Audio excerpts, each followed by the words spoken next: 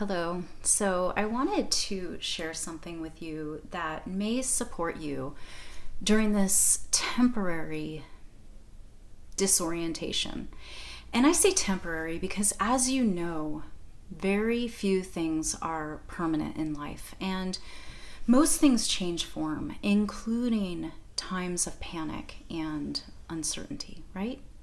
And the good news is there is always an opportunity for good stuff to be found during, the worst of times and during the process of uncomfortable transformation, even if it sucks right now.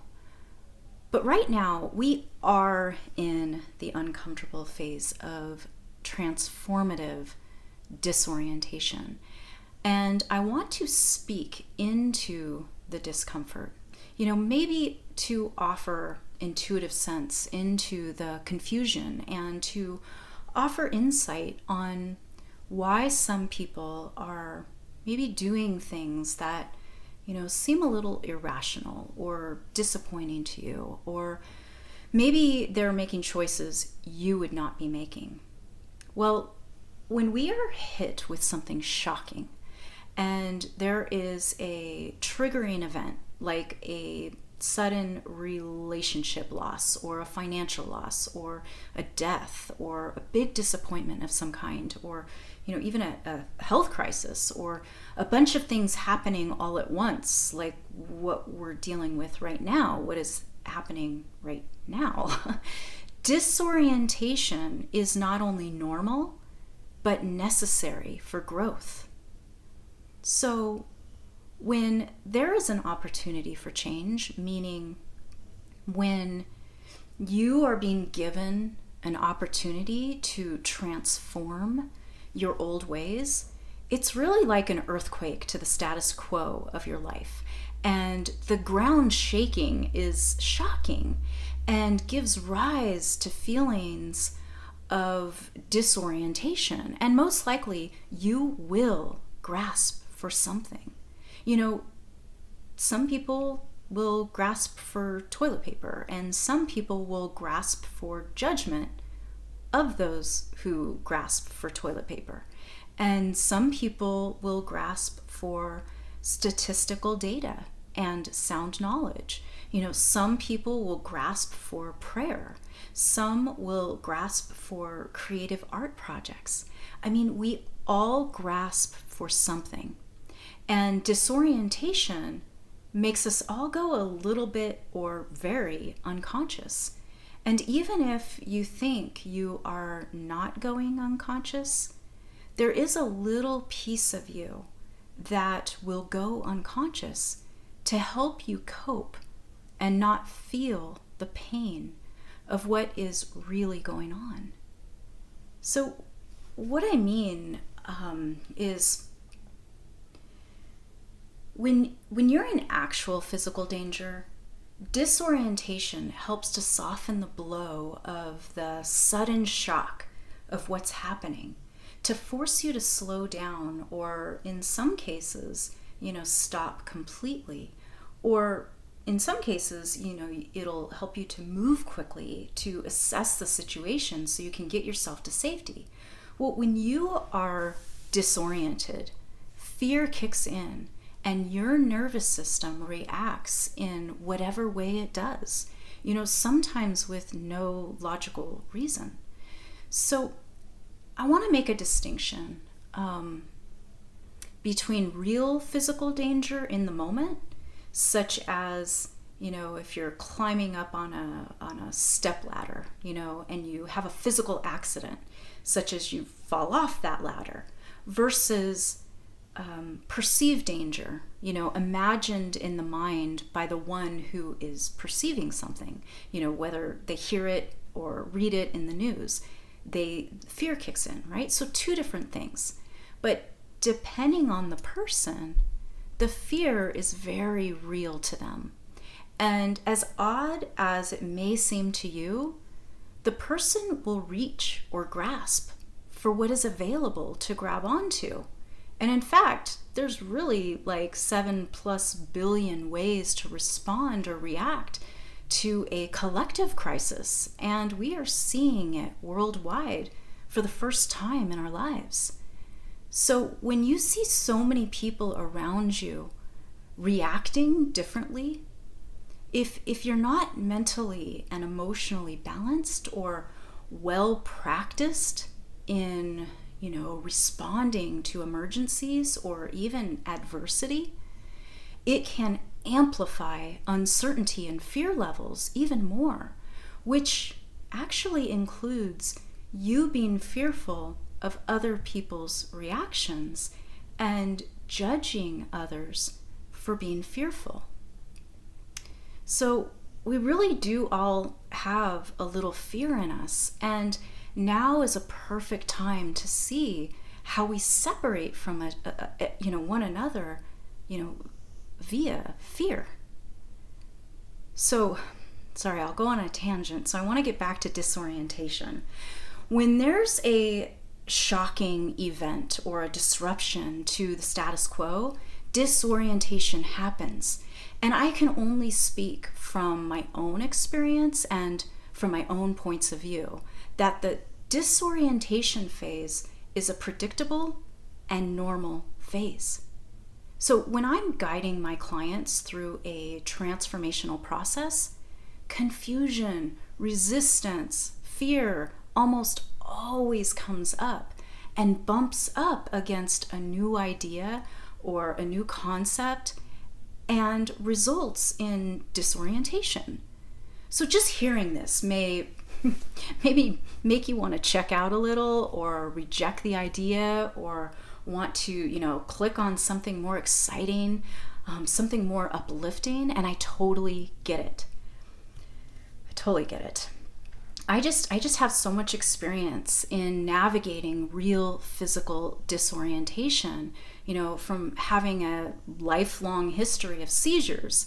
And I've also experienced many transformative events in my own life that have really, really taught me a lot about disorientation and how to rebalance myself when I've been knocked out of balance. And it really takes a lot for me to get knocked out of balance, but man, when I do, it is always fear related.